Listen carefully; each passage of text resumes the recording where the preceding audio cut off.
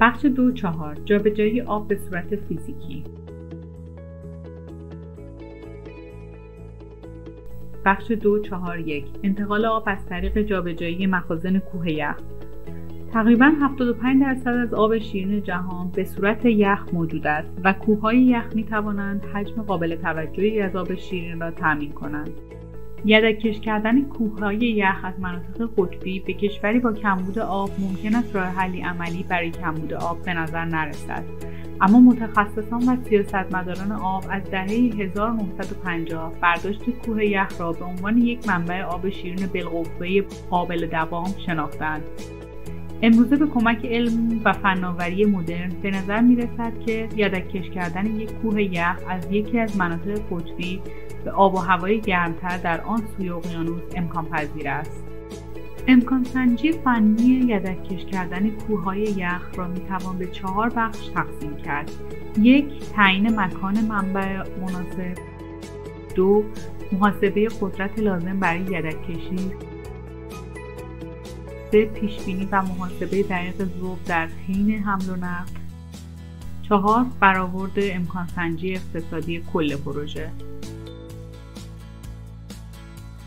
یدک‌کش کردن کوههای یخ برای تامین آب شیرین در مراحل اولیه است، زیرا هنوز در مقیاس وسیع انجام نشده است، اما انتظار می‌رود با تلاش‌های اخیر به زودی امکان پذیر شود.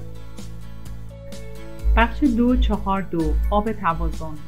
آب توازن در مخازن و انبارهای بار کشتی‌ها به عنوان یک جزء ضروری برای اطمینان از پایداری کشتی و ایمنی ناوبری نگهداری می‌شود و به کشتی‌ها اجازه می‌دهد تا تغییرات وزن کشتی را در بنادر تنظیم کنند. اگر کشتی بدون محموله سفر کند یا مقداری محموله را در یک بندر تخلیه کرده باشد و در مسیر بندر بعدی خود باشد، آب توازن ممکن است برای اطمینان به شرایط عملیاتی ایمن در کشتی بارگیری شود.